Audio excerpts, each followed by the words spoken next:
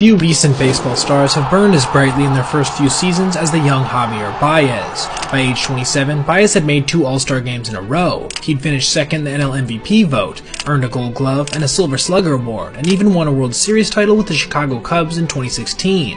It seemed like every day, the man they call El Mago, the Magician, was putting on a show on the diamond, serving up social media highlight footage at a phenomenal pace, seemingly pulling balls out of his hat on the infield and making balls disappear with his bat. Javi Baez quickly became a fan favorite. He had a magnetic star quality in a game looking for young, marketable talent. He played with a seemingly unrivaled energy and enthusiasm, and he had an impressive flair for the dramatic, whether that be clutch diving plays, awe-inspiring tags, or even knocking balls in the dirt for singles. The future was looking very bright. Until it wasn't. Baez's rising star has come crashing down to earth in recent years, and perhaps one of the most jarring drop-offs in recent memory.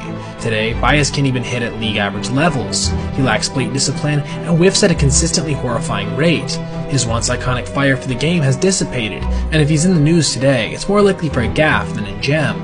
Things came to a head earlier this season when Tigers manager A.J. Hinch removed Baez from a game after he lost track of how many outs there were and ran into a truly dumb-looking double play. It was far from Baez's only boneheaded play recently, with his performance leaving fans all over the league wondering, has the magician's skill itself managed to disappear? Javier Baez was born in Puerto Rico, but moved to Florida with his mom and siblings as a teenager so that his sister Noelle could get treatment for spina bifida. Playing high school ball in Jacksonville, he quickly established himself as one of the hottest prospects in the country, a sensational athlete who could play the infield with ridiculous athleticism, run the bases with crazy intuition, and hit for light tower power. The Chicago Cubs selected Baez with the 9th overall pick of the 2011 draft, and by 2013, he was ranked as the 16th best prospect in the game. Baez was just 6 foot 190 pounds, a bit small for a slugger, but he took enormous hacks and belted tape measure home runs all through his journey in the minors. He even hit 4 home runs in a single game one time. So, on August 2014, the Cubs called him up for his Major League debut. He answered by hitting his first home run, a game winner in the 12th inning against the Rockies. In his 3rd big league game, Baez added 2 more, becoming the first player since Joe Cunningham in 1954 to hit 3 home runs in his first 3 games.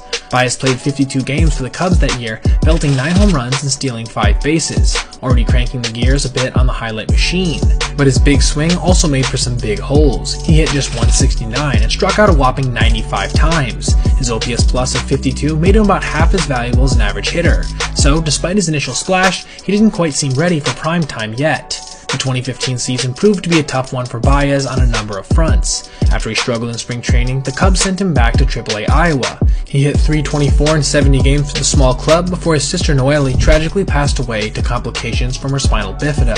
Javi had been extremely close with her, and to this day sports a large tattoo of her on his right shoulder. He took 2 weeks away from the game to mourn his loss. Baez would wind up spending most of 2015 in the minor leagues, but he had started to show some improvement at the plate, and in a brief stint with the Cubs, he managed to hit .289 over 28 games, and even put up a couple postseason highlights. It was just a preview of bigger things to come. In 2016, both Baez and the Cubs launched themselves to new heights. For the first time, Baez became a regular player, showcasing his extreme versatility and defensive chops, becoming just the 4th Cubs player since 1913 to have at least 20 starts at second base, third base, and shortstop.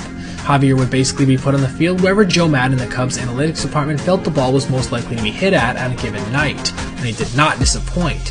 He had 9 defensive runs saved at second base alone, with 12 in total, with him and shortstop Addison Russell becoming known as one of the best up-the-middle combinations in the big leagues. He also started to gain some attention across the league for his lightning-fast tags he would apply to runners.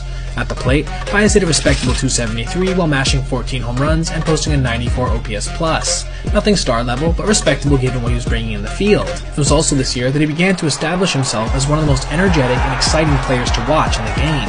Dedicating his play to his late sister, Baez was a huge hit with Cubs fans, and also in the Cubs clubhouse. With young players like Baez and slugger Chris Bryant leading the way, the Cubs managed to win their first World Series title in 108 years. Baez seized the national spotlight during the playoffs with his explosive power and timely defense. In Game 1 of the National League Division Series against the San Francisco Giants, Baez crushed a solo home run off of Giant starter Johnny Cueto to give the Cubs a lead.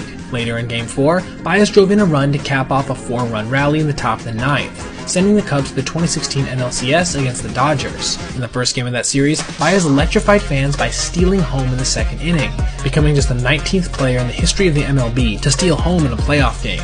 After hitting .318 with 5 RBIs, 4 doubles, and 2 stolen bases, Baez will be named co-MVP of the NLCS alongside Jon Lester. The 2016 championship season was going to be hard to beat, but Baez picked up right where he left off in 2017, basically improving on every metric imaginable.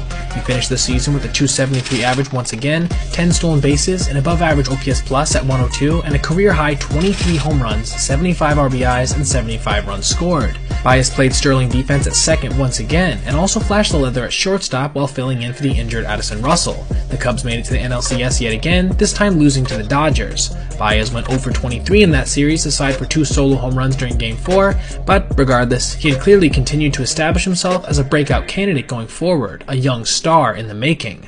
This was true off the field as well. Baez, just 24, signed a number of endorsement deals with the likes of Nike, Toyota, and Apple. He became the face of David's sunflower seeds. Chicago even named a street after him, Javier Baez Way. So what could he do on the field to continue to build his image? How about an MVP runner-up season? That's right, he had went from just a 52 OPS plus 4 years prior to a career-high mark of 129, along with a .290 average, 881 OPS, 34 home runs, 111 RBIs, and 21 stolen bases.